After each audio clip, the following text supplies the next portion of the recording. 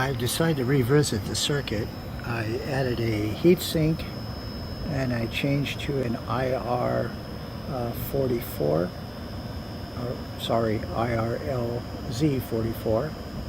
which has a lower gate resistance and should generate less heat, but also added a heatsink to it. But I decided to put an oscilloscope on it and look at the signal, and that's the 5-volt signal.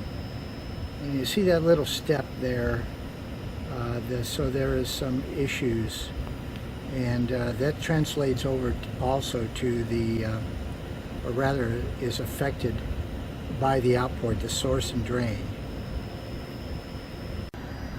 So after moving the oscilloscope over to the drain, you can see this is what's going on at the motor. There's a lot of motor noise, and that's coupling back to the gate. So I decided to do a little more experimentation and look it up, and it looks like I need an output capacitor on the source and drain, across the source and drain, which I read in some places online was not recommended, but I found other sources that did say yes, and you should have quite a number of microfarads. So I started with 10 microfarads and went up and found kind of a sweet spot at about 100 microfarads, and I'll show you that result.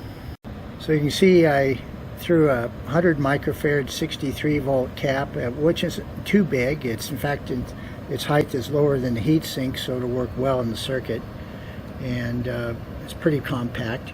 And now if we're looking at the source to drain, or rather the drain on the MOSFET, you can see that there's just some ripple on the power supply, but it's not that significant. And it gets smoother if I go higher microfarads, but a higher microfarad cap is going to be quite a bit bigger, and I think we're smooth enough. So now if we look again over at the signal, okay, and let me raise this up so it becomes a little easier to see. And then let's change the second divisions. You can see it's pretty clean now. That step has disappeared and it's turned into a kind of a rise time, okay, issue there, which is not too bad, pretty square. So now I'm pushing it all the way. I've changed to the 36 volt power supply.